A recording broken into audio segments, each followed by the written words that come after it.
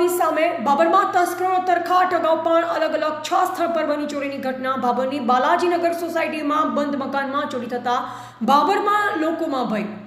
મકાન માલિક પાલનપુર પ્રસંગમાં ગયા તસ્કરોએ ચોરીને આપ્યો અંજામ। ઘરમાં રહેલ કબાટ મંદિરમાં પડેલ સોના ચાંદીના દાગીના સહિત રોકડ રકમની લાખોની ચોરીની ઘટનાની જાણ ઘર માલિકને થતા બાબર પોલીસને કરી જાણ। બાબર પોલીસના પેટ્રોલિંગ પર ઉઠ્યા સવાલ। શિયાળાની કડકડતી ઠંડીમાં ચોર ટોળકી સક્રિય બની હોય તેમ લાગી રહ્યું છે। અહેવાલ ગોપાલ પૂજારા, બાબર, બનાસકાંઠા।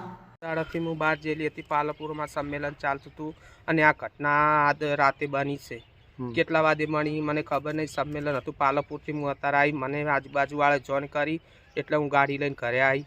પછી 18 તોલાનો દોરો, 2 વેટીઓ, 45,000 રોકડા અને 8 નખલિયું અને 13,500નું પેન્ડલ, આટલું મારા ઘરમાંથી જયું છે।